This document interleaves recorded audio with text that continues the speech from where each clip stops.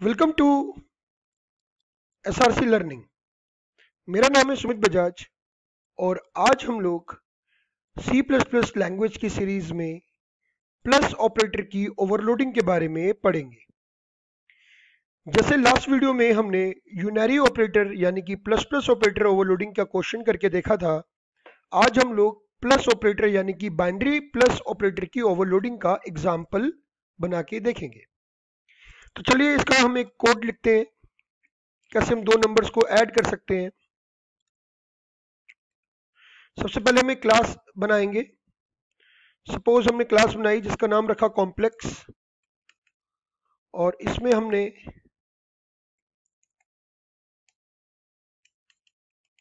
एक वेरिएबल रखा, हमने मान लीजिए ए। अब यहाँ पे हमने कंस्ट्रक्टर बनाया जिसमें ए की डिफॉल्ट वैल्यू हमने मान लीजिए 0 कर दी और एक डिस्ट्रक्टर बना रहे हैं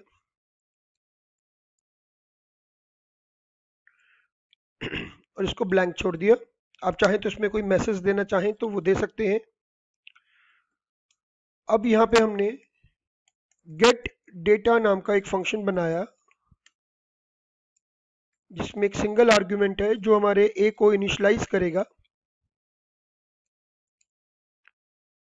और एक हमने शो डेटा नाम का फंक्शन बनाया जो ए की वैल्यू को प्रिंट करवाएगा।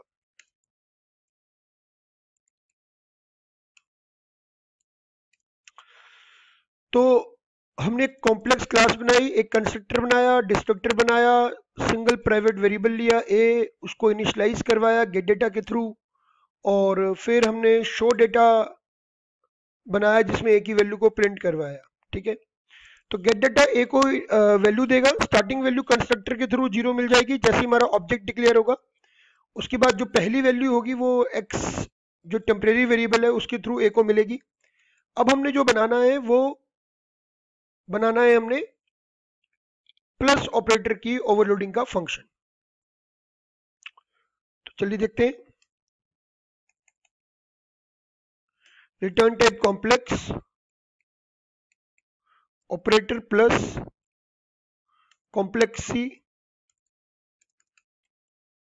Complex temp dot A equal to A plus C dot A return temp. अब इस पूरे फंक्शन को जरा हम समझेंगे क्योंकि यही आज का टॉपिक है, तो इसको हम समझेंगे अभी ध्यान से। एक एक शब्द को यहाँ पे हम डिस्क्राइब करेंगे कि हमने क्यों चीजें लिखी हैं। ये वाली मेन बनाते हैं प्रोग्राम। पहले कॉम्प्लेक्स के ऑब्जेक्ट बनाया C1, C2 and C3। C1 dot gate data value भेजी मान लीजिए 10, C2 dot gate data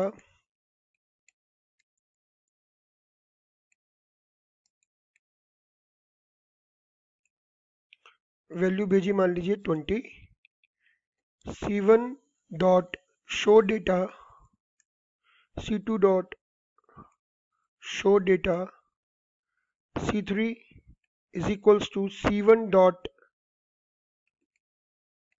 operator plus argument में C2 और C3 डॉट शो डेटा।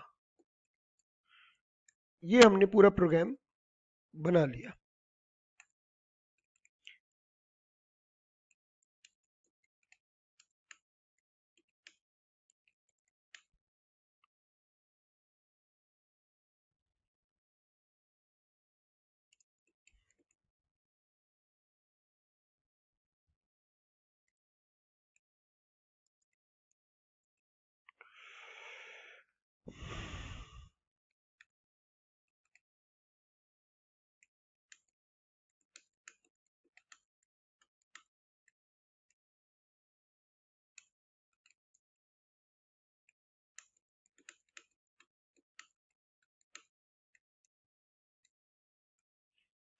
चलिए अब इस पूरे प्रोग्राम को समझते हैं।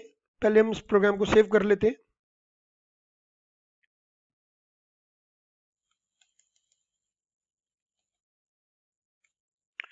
और अब देखिए इस प्रोग्राम में हमने क्या किया है यहाँ पर कि यहाँ से हमारी क्लास शुरू है जिसमें हमने सिंगल वेरिएबल लिया है। हम चाहें तो यहाँ पे और भी वेरिएबल ले सकते हैं।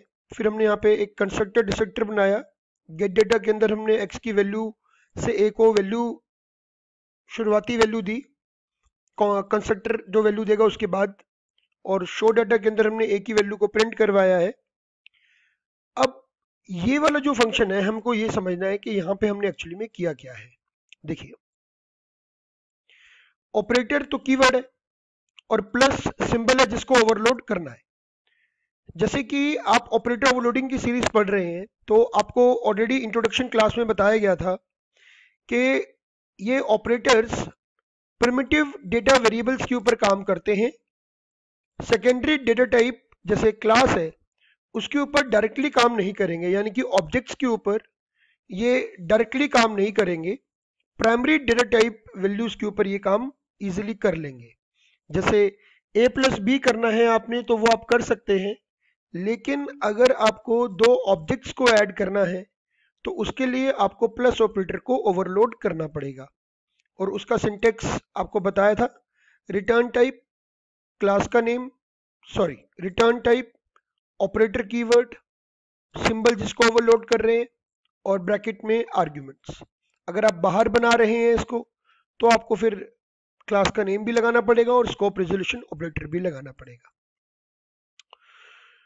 तो अब यहाँ पे हमारी क्लास का नेम है कॉम्प्लेक्स, तो हमने ऑपरेटर से पहले रिटर्न टाइप में कॉम्प्लेक्स लिखा है। ठीक है, तो ये जो कॉम्प्लेक्स लिखा है ये क्यों लिखा है? नॉर्मली हम रिटर्न टाइप में लगाते हैं, अगर आप ध्यान से देखें तो ऊपर अभी हमने वॉइड लगा रखा है, कई जगह पे हम इंट लगाते हैं, यानी कि primitive return type, primitive data type को एज एन रिटर्न टाइप लगाते हैं और उस प्रकार की ही वैल्यू को हम रिटर्न भी करवाते हैं। ठीक है, बट अब यहां पर जो हम कर रहे हैं ये क्या है? जब भी कभी हम रिटर्न टाइप में क्लास का नाम देते हैं, रिटर्न टाइप में क्लास का नाम का मतलब है जैसे क्लास का नाम कॉम्प्लेक्स है और मैंने यहाँ पे रिटर्न टाइप में क्लास का नेम कॉम्प्लेक्स दिया हुआ है। यदि हम रिटर्न टाइप में क्लास का नाम देते हैं तो ऑलवेज आपको पता होना चाहिए कि क्लास का जो वेरिएबल यानी कि क्लास का जो ऑब्जेक्ट होता है वो एक तरीके का क्लास का वेरिएबल है, क्योंकि क्लास का जो नेम है वो हमारा डेटा टाइप है। हम एक नए तरीके का डेटा टाइप बनाते हैं अपने मर्जी से खुद के नेम का। तो कॉम्प्लेक्स जो हमने नाम दिया है ये हमने खुद का अपनी मर्जी से नाम दिया है, ये पहले से फिक्स्ड डेटा टाइप नहीं है। तो इसके साथ जब भी कोई ऑब्जेक्ट लगेगा, ठीक है, क्लास के साथ जब भी कोई ऑब्जेक्ट लगेगा तो वो उस क्लास का एक तरीके का वेरिएबल माना जाएगा, राइट? तो जब भी हम कभी रिटर्न टाइप में क्लास का नेम देंगे तो ऑलवेज रिमेंबर कि हम रिटर्न टाइप में ऑब्जेक्ट पास करेंगे, ऑब्जेक्ट रिटर्न करेंगे। ठीक है, क्लास का नेम जब भी रिटर्न टाइप में आएगा तो हम ऑब्जेक्ट को ही रिटर्न करेंगे। उसके बाद यहाँ पे जो आर्ग्यूमेंट है ये भी हमारा ऑब्जेक्ट ही है। ठीक है, तो ये काम कैसे करेगा इसको समझने के लिए पहले हम मेन प्रोग्राम से इसकी प्रोसेसिंग देखते हैं कि क्या वैल्यू पास हो रही है। देखिए जब हमने तीन ऑब्जेक्ट डिक्लेयर किए C1, C2 एंड C3, तीनों के लिए अलग अलग कंस्ट्रक्टर कॉल होगा। मैं आपको दिखा सकता हूं कैसे। यहाँ पे हम इसको ठीक कर लेते हैं। यस, तो अब देखिए मैं आपको दिखा सकता हूँ कि कैसे कॉल होगा। C1, C2, C3 है, यहाँ से मेरा कंट्रोल यहाँ से सीधा कॉम्प्लेक्स में गया, a की वैल्यू 0, ये सेकंड टाइम a की वैल्यू 0, ये थर्ड टाइम a की वैल्यू 0। तो आप देख सकते हैं कि C1, C2 और C3 तीनों ऑब्जेक्ट के लिए कंस्ट्रक्टर मेरा कॉल हुआ है, अलग अलग कॉल हुआ है। ठीक है, अलग अलग कॉल हुआ। मैं आपको फिर से दिखा देता हूं। C1 के लिए कॉल हुआ, अब C2 के लिए कॉल हुआ, अब C3 के लिए कॉल हुआ। तो C1 के a की वैल्यू, C2 के a की वैल्यू, C3 की a की वैल्यू, इनिशियल वैल्यू 0 हो चुकी है, कंस्ट्रक्टर ने उसकी वैल्यू 0 कर दी। उसके बाद हम स्टार्टिंग वैल्यू देना चाहते हैं, मतलब इनिशियलाइजेशन तो हमारे कंस्ट्रक्टर ने डिफॉल्ट वैल्यू 0 के साथ कर दिया जो हमने ऊपर दी। ठीक है, जब हमारा प्रोग्राम स्टार्ट होगा तब उनकी वैल्यू 0 हो जाएगी। अब हम स्टार्टिंग वैल्यू किसके अलावा क्या देना चाहते हैं, तो यहां से हमारा प्रोग्राम गेट डेटा में जाएगा, x की वैल्यू, ठीक है, जो थी वो a में चली जाएगी। तो a की वैल्यू कितनी हो जाएगी हमारी? a की वैल्यू हो जाएगी 10। आप देख सकते हैं यहां से फिर हम नीचे उतरे, C2 के लिए अब कॉल हो रहा है, तो C2 के लिए a की वैल्यू कितनी हो जाएगी? अब ये अंदर जो ऑब्जेक्ट हो रहा है वो किसके लिए काम करेगा, C2 के लिए काम करेगा। तो C2.A की वैल्यू कितनी हो गई, 20 होगी। ठीक है, तो अब यहां से क्या होगा, C1 डॉट शो डाटा करेंगे तो it will print the value of C1 dot A. C1 dot show data कर रहे हैं हम लोग। ठीक है, यहां जाएंगे और ए की वैल्यू प्रिंट हो जाएगी कितनी, 10। उसके बाद C2 डॉट शो डाटा किया, ए की वैल्यू कितनी प्रिंट होगी, 20। ठीक है, मैं आपको दिखा देता हूं, आउटपुट विंडो दिखा देता हूं। देखिए ए की वैल्यू 10 और ए की वैल्यू 20 जो आ रही है, ये पहले वाला ए जो है वो C1 से एसोसिएटेड है और दूसरे वाला जो ए है वो C2 से एसोसिएटेड है। तो C1 ए की वैल्यू 10 और C2 ए की वैल्यू 20 हो गई है। ठीक है, यहां से हम नीचे उतरते हैं। अब जब यहां से ये फंक्शन कॉल हो रहा है तो इसका मतलब क्या है, ये हमारा मेन पॉइंट है। देखो जैसे ऊपर गेट डेटा कॉल हुआ, यहाँ पे आप देखिए, यहाँ पे जब गेट डेटा कॉल हुआ तो C1 के थ्रू कॉल हुआ, तो अंदर C1 के लिए काम हो रहा था, ए की वैल्यू 10 C1 के लिए हुई। C2 डॉट गेट डेटा हुआ तो अंदर काम C2 के लिए हो रहा था। ठीक है ना, तो यानी कि लास्ट क्लास में भी बताया था मैंने, मैं फिर रिपीट कर रहा हूँ कि फंक्शन जिस ऑब्जेक्ट के थ्रू कॉल होता है अंदर उसी ऑब्जेक्ट के लिए ही काम होता है। तो यहाँ पे किस ऑब्जेक्ट के थ्रू कॉल हो रहा है, C1 के थ्रू कॉल हो रहा है। तो अंदर C1 जिसके साथ ऑब्जेक्ट नहीं होगा उसके साथ C1 होगा। C2 आर्ग्यूमेंट में पास हो रहा है और इस पूरे का जो आंसर है वो C3 में, जब इसका रिजल्ट आ जाएगा तो वो C3 में कॉपी होगा। तो C3 भी ऑब्जेक्ट है, ऑब्जेक्ट के थ्रू कॉल हो रहा है, ऑब्जेक्ट ही पास हो रहा है और जो रिटर्न आएगा वो भी एक ऑब्जेक्ट होगा जो किसी ऑब्जेक्ट में ही कॉपी होगा। आई रिपीट, ऑब्जेक्ट के थ्रू ही कॉल हो रहा है फंक्शन, ऑब्जेक्ट ही आर्ग्यूमेंट्स में जा रहा है और जो रिजल्ट आएगा वो भी एक ऑब्जेक्ट के रूप में ही रिटर्न वैल्यू आएगी और उसको किसी ऑब्जेक्ट में ही कॉपी किया जा रहा है। ठीक है, तो C1 के थ्रू अंदर कॉल हो रहा है, तो यहां से चलो हम C2 आर्ग्यूमेंट में भेजते हैं, तो जिसको कौन कैच कर रहा है आइए देखते हैं। अब यहाँ पे आ गए हम complex operator plus complex C. तो नीचे अगर आप देखें ध्यान से, अगर आप नीचे देखें ध्यान से तो देखिए यहाँ पे क्या भेजा जा रहा था, C2। तो C2 को किसने कैच किया, C2 को कैच किया C ने। ठीक है, और यहाँ पे आपने एक टेम्परेरी क्लास का एक ऑब्जेक्ट, टेम्परेरी ऑब्जेक्ट बनाया कॉम्प्लेक्स क्लास का। ये एक नया ऑब्जेक्ट है तो इसके लिए भी मेमोरी एलोकेट होगी और इसकी भी इनिशियल वैल्यू 0 हो जाएगी, कंस्ट्रक्टर कॉल होगा तो temp डॉट ए की वैल्यू भी यहाँ पर 0 हो जाएगी। temp डॉट ए की वैल्यू भी यहाँ पर 0 हो जाएगी। उसके बाद हम क्या कर रहे हैं, ये जो अभी अभी हमने ऑब्जेक्ट डिक्लेयर किया है उसके अंदर a plus C dot A कर रहे हैं। अब ये आपको पता होना चाहिए सी डॉट ए क्या है। सी डॉट ए जो है, सी डॉट ए जो है वो कौन सा वाला है, वो C2 जो आर्ग्यूमेंट में भेजा था मैंने वो, यानी कि C2 की वैल्यू मैंने 20 भेजी थी, आप नीचे देख सकते हैं। तो C डॉट ए की वैल्यू भी 20 हो जाएगी। और जिसके साथ ऑब्जेक्ट नहीं लगा हुआ, तो मैंने आपको बताया है कि जिसके साथ ऑब्जेक्ट नहीं लगता उसके साथ इंटरनली वो ऑब्जेक्ट होता है जिसके थ्रू ये फंक्शन कॉल हुआ है, और फंक्शन कॉल हुआ है C1 के थ्रू। तो इस A में क्या होगा, इस A में जो होगा वो क्या होगा, C होगा, C1 होगा A में। तो A में C1 है, मतलब C1 जो A यहां लिखा हुआ है हमने, that is basically C1 dot A है। क्यों, क्योंकि उसके साथ ऑब्जेक्ट नहीं लगा हुआ, जिसके साथ ऑब्जेक्ट नहीं लगा हुआ उसके साथ वह ऑब्जेक्ट होता है जिसके थ्रू फंक्शन कॉल हुआ। इस कॉन्सेप्ट को हम दिस पॉइंटर के थ्रू भी पढ़ेंगे।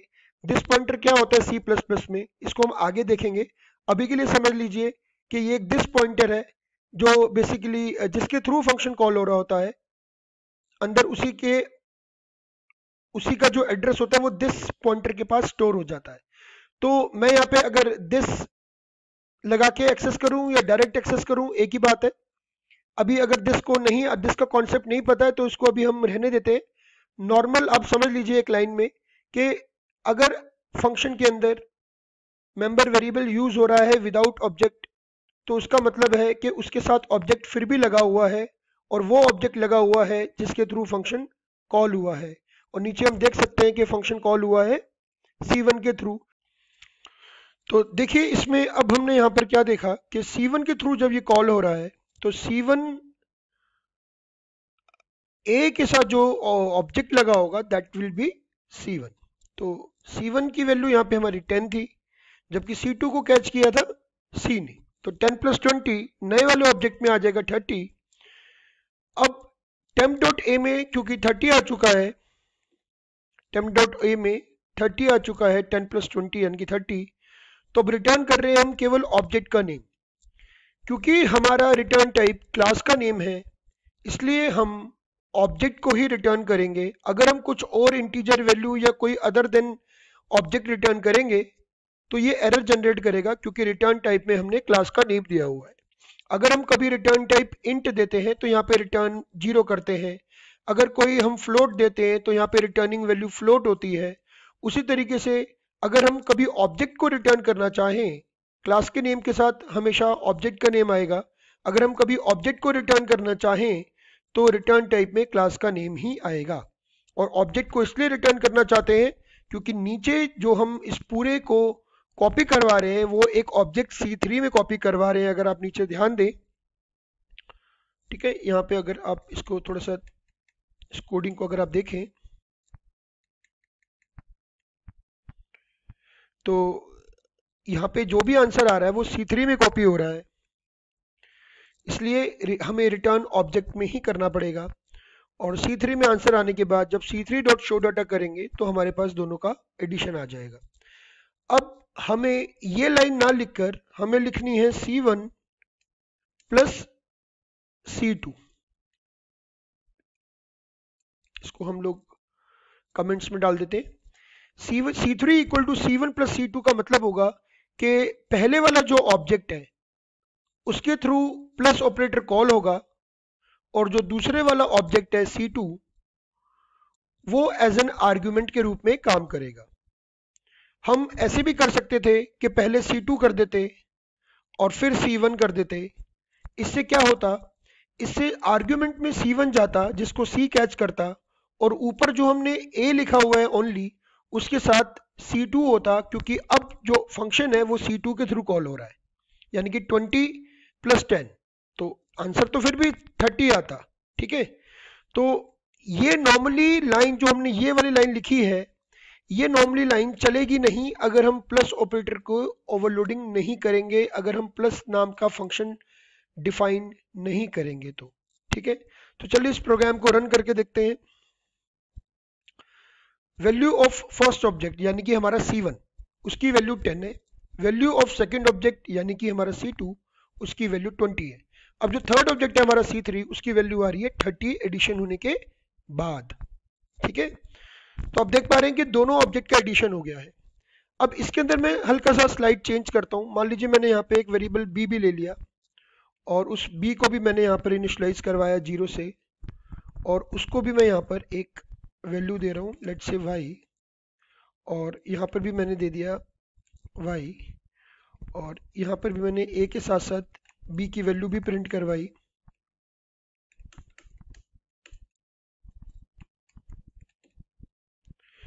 और अब एडिशन में भी हमें यहाँ पे क्या लिखना पड़ेगा, temp dot B equal to B plus C dot B. Correct, क्यों? क्योंकि अब यहाँ पे जो b है वो मेरा सेकंड मेंबर वेरिएबल है, और उस जो मेरा ऑब्जेक्ट है C1 है ना, तो C1 के लिए, C2 के लिए और C3 के लिए, तो यहाँ पे C1 के लिए a भी 0 होगा और C1 के लिए b भी 0 होगा। ऐसे C2 के लिए भी a 0 होगा, b 0 होगा, यानी कि object C1 C2 C3 a और b दोनों के लिए मेमोरी एलोकेट होगी। C1 C2 C3 को a और b दोनों के लिए मेमोरी एलोकेट होगी, यानी कि अब a और b C1 के लिए भी होंगे, C2 के लिए भी होंगे, C3 के लिए भी होंगे। तो जैसे हमने सिंगल वेरिएबल के साथ काम किया, ऐसे मल्टीपल वैल्यू के साथ हम काम कर रहे हैं। और यहाँ पे हम एक आर्ग्यूमेंट ना भेज के 2 आर्ग्यूमेंट भेजेंगे, जैसे 10,5 भेजा और 20,5 भेजा, तो उसकी वैल्यू यानी कि एक जो a है उसकी वैल्यू तो 30 आ रही थी, और b की वैल्यू हमने क्योंकि 5 भेजी है तो यहाँ पे क्या आ जाएगा, 10 आ जाएगा। ठीक है, तो आप देख सकते हैं value of b equals to 10 third object के लिए। ठीक है, ऐसे आप कितने भी ऑब्जेक्ट, मतलब कितने भी आप मेंबर वेरिएबल्स ले सकते हैं, C D E F जितने मर्जी लेना चाहे ले सकते हैं, उनका सेपरेट एडिशन सिंगल ऑब्जेक्ट के अंदर ही होगा। C1 के लिए A की वैल्यू भी है, B की वैल्यू भी है, C2 के लिए A की वैल्यू भी है, B की वैल्यू भी है, C3 के लिए A की वैल्यू भी है एंड B की वैल्यू भी है। Now what you can see कि C1 जब हम फंक्शन कॉल कर रहे हैं C1 प्लस C2, तो C2 को C कैच कर रहा है, और यहाँ पे जो पहला काम हो रहा है वो C1 के A और C2 के A, C1 का A और C2 का A ऐड हो रहा है। यहाँ पे C1 का B और C2 का B ऐड होके टेम्प में जा रहा है, और टेम्प में यहाँ पे जब हम भेज रहे हैं रिटर्न वैल्यू, तो यहाँ पे टेम्प डॉट A की वैल्यू और B की वैल्यू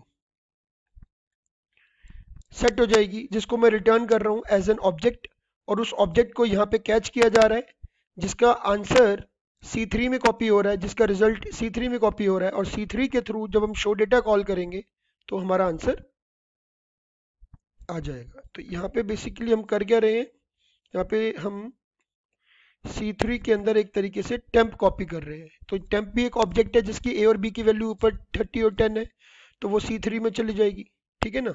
यानी कि टेम्प और C3, टेम्प ने अपना जो एक ऑब्जेक्ट की जो पूरी वैल्यूज है वो कॉपी कर दी, पूरा ऑब्जेक्ट कॉपी हो गया C3 में, और C3 यहाँ पर हमारा शो डाटा के रूप में वैल्यू प्रिंट कर देगा। दैट इज क्लियर, ठीक है। तो आई होप कि आपको अंडरस्टैंड हुआ होगा। आप ये खुद से प्रोग्राम बना के देखिएगा। ये प्लस ऑपरेटर की ओवरलोडिंग है। इसी तरीके से और जो ऑपरेटर्स हैं, माइनस, इनटू, डिवाइड, इन सब की ओवरलोडिंग आप इसी मेथड से खुद कर सकते हैं, ठीक है। तो आई होप आपको समझ में आया होगा। Thanks for watching.